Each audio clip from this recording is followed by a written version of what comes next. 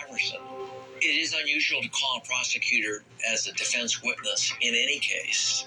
It's very unusual to call the elected district attorney in a case. In 1992, did you consider that bandit tow trucks were a substantial problem for the citizens of the city of Los Angeles? I did. City and county of Los Angeles. Yes, I did.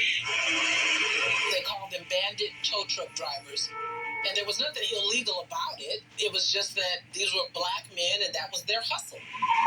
There was an unfortunate system, really, where if there was an accident, whoever got to the accident first could sort of claim the booty of the accident and would take the car, and then whatever fines or fees were associated with that would go to the tow truck driver who got them. Did you seek to interact with the police department in order to communicate your feelings about how bandit tow truck operators should be dealt with? Yes, I did.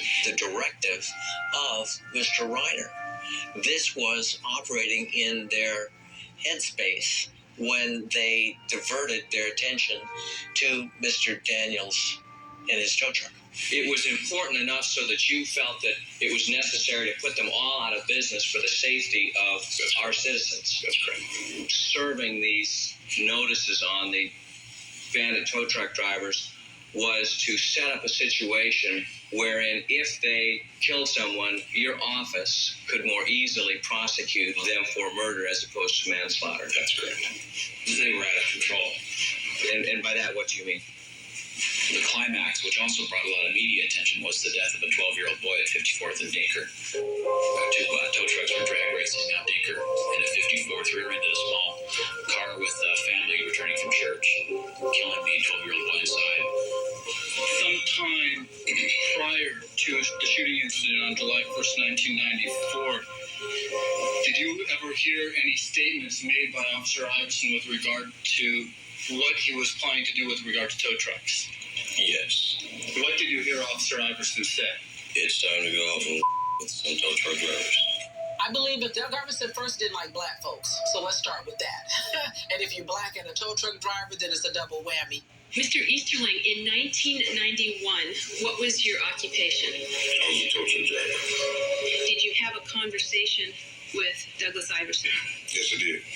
And in that conversation, did he express anything to you regarding attitude towards tow trucks? At the time, he told me that to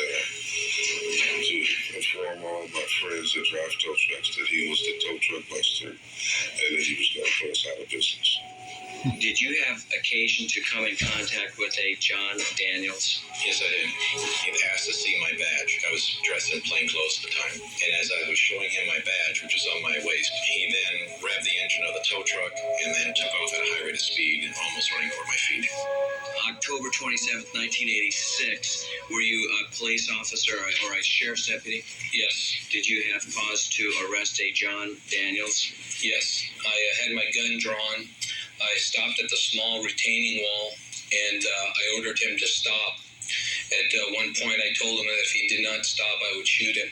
He then flipped me off and hollered back at me, "No, you won't." I think one of the key things that happened in the second trial that didn't happen in the first trial was Judge Horan allowing John Barnett to get in so much of John Daniels, the victim's prior criminal history.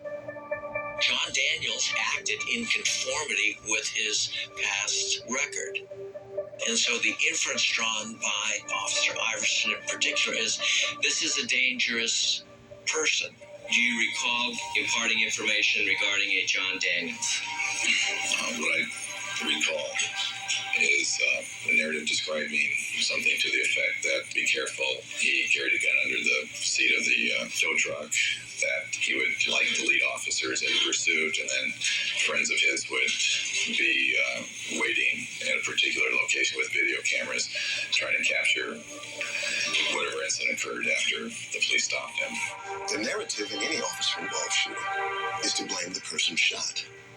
And the arc of a person's life that catches a police shooting is often marked by previous contacts with law enforcement, previous convictions, A lot of people who run from the police don't run from the police because they're committing a crime. They run because they're afraid of what's going to happen because of some things that have happened in the past. The job of law enforcement is to bring them into court to apprehend that person. I told him to stay where he was. He refused. He's yelling out obscenities. And then I started to approach towards the tow truck. He jumped into the tow truck after his friend had finished pumping the gas, and he got up into the car and rolled up the windows and drove away. This was John Daniels. That's who it was determined to be. Yes, sir. Okay, thank you.